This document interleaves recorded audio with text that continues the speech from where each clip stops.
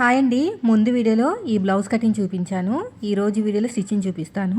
ఇప్పుడు నేను నెక్కి క్యాన్వాస్ వేయాలన్నమాట. నాకు కింద ఉన్నది క్లియర్గా కనిపిస్తుంది మార్కింగ్ అనేది. దాని ప్రకారం వేస్తున్నాను. వేసిన తర్వాత కరెక్ట్గా ఇలా మిడిల్లో ఫోల్డ్ చేసుకుంటే మనకి మొత్తం కూడా నెక్ అంతా వచ్చేస్తుంది అనమాట. ఇలా వచ్చిన తర్వాత నీట్గా ఇలా కట్ చేసుకోండి. కొంచెం క్లాత్ అనేది ఎక్కువ ఉంచుకుని కట్ చేసుకుంటే సరిపోతుంది ఇలాగా. ఇప్పుడు నెక్ అనేది ఒక 1 ఇంచ్ వరకు ఎగస్ట్రా పెట్టుకోండి. ఇంకా అంతకు మించి ఎక్కువ ఏం అవసరం లేదు. ఇప్పుడు నెక్ ఎలా ఉందో అలా కట్ చేసుకోండి. వాళ్ళు చూపించినట్టే నెక్ ఎలాగైతే కావాలో అలాగే నేనైతే మార్కింగ్ అనేది చేశానండి. అయిపోయింది. ఇప్పుడు లైనింగ్ మీద పెట్టేసుకుని ఇలాగ చక్కగా ఐరన్ చేసుకోవాలి. క్లాత్ అనేది ఇంకా చూసుకోవాలన్నమాట. ఎక్కువ అయితే కట్ చేసుకోండి, తక్కువైతే జాయిన్ చేసుకోండి. ఇలా చక్కగా పెట్టేసుకుని దీనిపైన ఇలా పెట్టేసుకుని ఐరన్ చేసేసుకోవాలి. హీట్లో ఉండాలి ఐరన్ అనేది.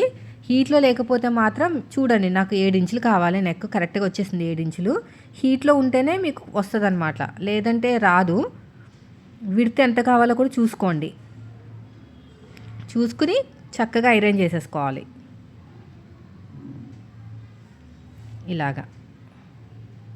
ఇలా ఐరన్ చేసేసుకుంటే సరిపోతుంది. ఇప్పుడు ఎగస్ట్రా కొంచెం క్లాత్ ఉంచుకుని నీట్గా కట్ చేసేయండి. ఇలాగ నీట్గా కట్ చేసుకుని ఫోల్డ్ చేసి కుట్టుకోవాలి. ఇప్పుడు వచ్చేసి బాడీ పార్ట్ ఒరిజినల్ క్లాత్ని లైనింగ్ క్లాత్ని జాయిన్ చేస్తాను గమ్ పెట్టేసి. వెనకాల డాట్స్ వేస్తున్నాను. నాకు కింద అలాగే వచ్చిందండి పట్టీ అనేది. చూడండి, ఈ పట్టీ అనేది ఉంచేసాను అనమాట, మళ్ళీ వేస్ట్ అయిపోతుందని. నేనైతే గమ్ పెట్టి జాయిన్ చేయలేదండి, మామూలుగా మిషన్ మీదే జాయిన్ చేశాను. నాకు నడుము దగ్గర డిజైన్ వచ్చింది కదా, అందుకని.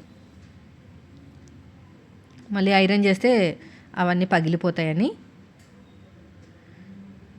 ఎగస్ట్రా ఉన్న క్లాత్ను కూడా కట్ చేసేయండి. ఇలా మొత్తం.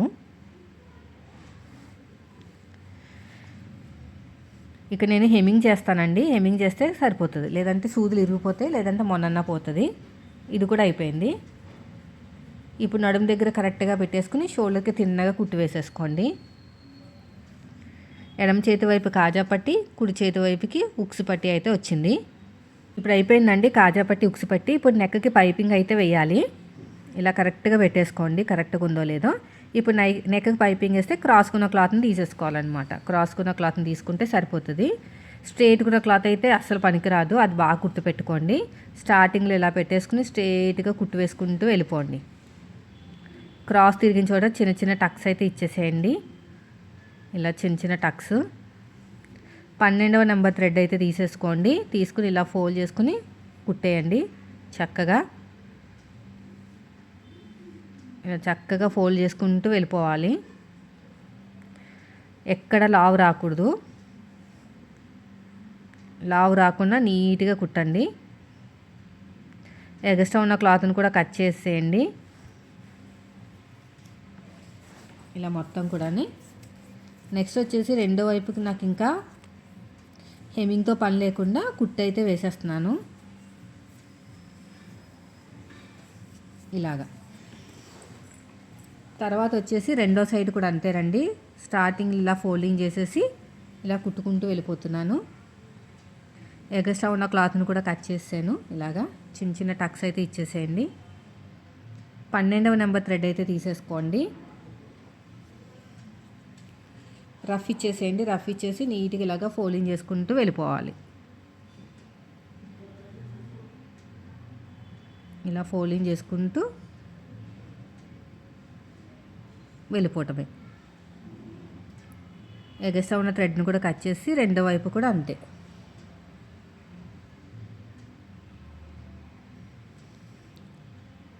ఇప్పుడు నెక్స్ట్ వచ్చేసి షోల్డర్స్ని జాయిన్ చేసే ముందు ఫ్రంట్ పార్ట్ కూడా కుట్టేద్దాము. ఈ ఫ్రంట్ పార్ట్ వచ్చేసి కరెక్ట్గా మిడిల్లో పెట్టేసుకోండి. ఇలా మిడిల్ పాయింట్ దగ్గర పెట్టేసుకుని ఇలాగా వీడియోలో చూపించినట్టు కుట్టు వేసుకుంటూ వెళ్ళిపోండి.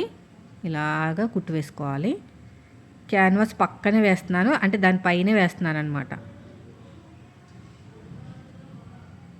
ఇలా నీట్గా స్టిచ్ చేసుకుంటూ వెళ్ళిపోండి. ఎగస్ట్రా ఉన్న క్లాత్ను కూడా కట్ చేసేయండి ఇలాగా. ఇటు సైడ్ కూడా అంతే.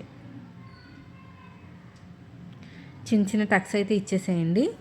ఇక్కడ అంతే. ఇప్పుడు మొత్తం కూడా ఇలా క్లోజ్ చేసేయండి. ఇలా క్లోజ్ చేసేసుకుని ఐరన్ చేసేసుకుంటే మీకు ఫినిషింగ్ అనేది చాలా బాగా వస్తుంది. నేనైతే హెమ్మింగ్ చేయిస్తాను. ఇలాంటి చోట్ల మనం కుట్టు వేయకూడదు, బాగోదు.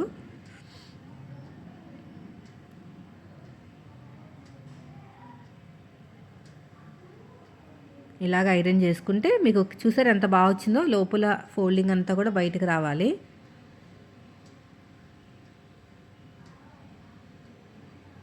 ఇక్కడ కూడా అంతే.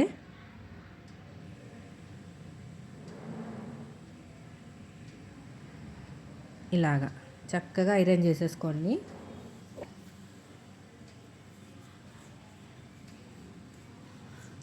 ఇంకా పక్కన పెట్టేసేయండి. అయిపోయింది. ఇప్పుడు నెక్కి పైపింగ్ ఏం వేయనండి, ఆ షేప్ మరి కనిపించదు కదా, అందుకుని. ఇప్పుడు షోల్డర్స్ని జాయిన్ చేసేసుకుందాం. స్లీవ్లెస్ అనమాట, హ్యాండ్స్ లేవు. ప్రిన్సెస్ కట్ కదా, మనం ఇలాగా మన మెథడ్లో అయితే ముందు కుట్టు వేసిన తర్వాతనే మనం కట్ చేస్తాము, లేదంటే మనకి ఇబ్బంది అయిపోతుంది. అటు ఇటు ఉల్టా సీదా పడిపోయి టైం అంతా వేస్ట్ అయిపోతుంది అనమాట. ఇప్పుడు ఎలాగైతే కట్ చేసామో సేమ్ అలాగే జాయిన్ చేసేసుకోండి. ఇలాగా మళ్ళీ రెండోది కూడా అంతే. రెండోది కూడా ఇలాగ కుట్టు వేసేసుకుని కట్ చేసేయండి. ఇక్కడ ఎగస్ట్రా ఉన్న క్లాత్ అంతా కూడా నీట్గా కట్ చేసుకుని మళ్ళీ జాయింట్ వేసేసేయండి. ఇలా కరెక్ట్గా పట్టేసుకుని జాయింట్ అనేది వేసేసుకోవాలి. మళ్ళీ ఫస్ట్ నుంచి లాస్ట్ వరకు ఇంకొక జాయింట్. రెండో సైడ్ కూడా అంతే. ఈ రెండో సైడ్ కూడా ఇలా కరెక్ట్గా పెట్టేసుకుని జాయిన్ చేసేసుకోండి, సరిపోతుంది. ఇలాగా అయిపోయిందండి. చూసారా ఎంత చక్కగా వచ్చేసిందో. చూడండి, ఫినిషింగ్ అంతా కూడా చాలా బాగా వచ్చేసింది. ఇది వచ్చేసి కింద షేప్ బెల్ట్ అండి. షేప్ బెల్ట్ చూసారా ఎలా ఉందో. మనకి back open, front shape belt అయితే ఇలాగే ఉంటుంది అనమాట. ఆల్రెడీ నేను కటింగ్ వీడియోలో పెట్టాను, చూడండి ఎవరైనా చూడకపోతే. కటింగ్ దాంట్లో పెట్టారనమాట. ఎగస్ట్రా ఉన్న క్లాత్ నీట్గా కట్ చేసేయండి. ఇలాగా ఇప్పుడు దీని మీద పెట్టేసుకుని ఫస్ట్ మన వైపుకి, ఆ తర్వాత వచ్చేసి ఆపోజిట్ పెట్టేసుకోవాలి. ఇలాగా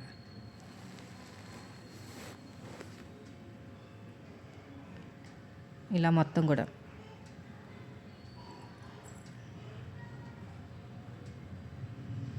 మళ్ళీ ఫస్ట్ నుంచి లాస్ట్ వరకు ఇంకొక స్టిచ్ అయితే వేసేసేయండి. ఇక్కడ నేను ఓవర్లాక్ చేసేస్తానండి, పోగులు అనేవి బయటకు రాకుండా ఉంటాయి. కరెక్ట్గా మిడిల్లో రావాలన్నమాట. ఇక్కడ ఇదిగోండి, ఇక్కడ షేప్ అనేది కరెక్ట్గా ఉండాలి. నేను ఇంకొక స్టిచ్ వేస్తాను.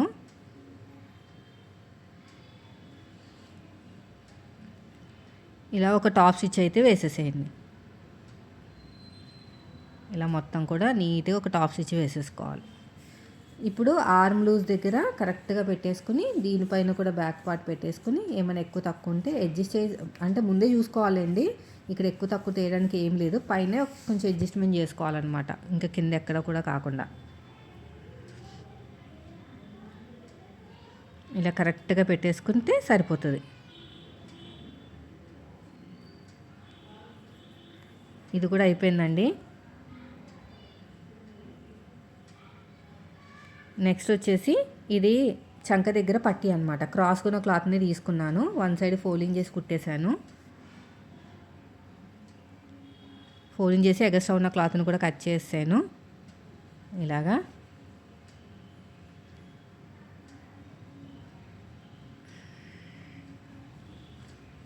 చూసారు కదా. ఇలా పెట్టేసుకుని చంక దగ్గర కుట్టుకుంటూ వెళ్ళిపోవాలి.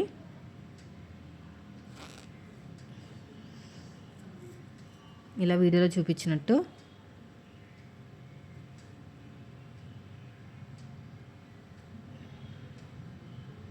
ఇలా నీట్గా స్టిచ్ చేసుకోండి. ఒక టాప్ స్టిచ్ వేయాలన్నమాట ముందు. ఇలా ఒక టాప్ స్టిచ్ వేసేసుకుంటే సరిపోతుంది. ఇంకేం అవసరం లేదు. రెండోది కూడా అంతేనండి. రెండోది కూడా సేమ్ అంతే. ఇలా ఫోల్డ్ చేసి కుట్టేసేయండి అంతే. చూసారు ఎంత కరెక్ట్గా వచ్చేసిందో. అయిపోయింది. రెండో హ్యాండ్ దగ్గర కూడా అంతే సేమ్. ఇది కూడా కరెక్ట్గా చూసుకోండి ఏమైనా తక్కువైందా అని. నాకు తక్కువైంది. ఎంత తక్కువైందో అంత మళ్ళీ అడ్జస్ట్మెంట్ చేసి కుట్టేశాను. ఇప్పుడు ఆర్మ్ లూజ్ ఎంత ఉందో అంత చూసుకుని జాయిన్ చేసుకుంటూ వెళ్ళిపోవాలి. ఇలా రఫ్ ఇచ్చేసుకుని నీట్గా కుట్టుకుంటూ వెళ్ళిపోండి. ఇక్కడ ఇలా రఫ్ ఇచ్చేసేయండి. మళ్ళీ సైడ్ కూడా ఇంకో కుట్టు అయితే వేసేసేయండి. ఇలాగా. నెక్స్ట్ వచ్చేసి ఇంకొక స్టిచ్. మొత్తానికి 3 స్టిచెస్ అనమాట. 3 స్టిచెస్ వేసుకోవాలి. సైడ్ కూడా అంతేనండి. ఇలా సైడ్ కూడా ఇంకో కుట్టు అయితే వేసేసేయండి. ఎగస్ట్రా ఉన్న క్లాత్ని కూడా కట్ చేసింది. రెండో సైడ్ కూడా అలాగే కుట్టేసుకున్నారంటే మీకు స్లీవ్లెస్ బ్లౌజ్ అయితే రెడీ అయిపోతుంది. రెండో సైడ్ కూడా అంతే.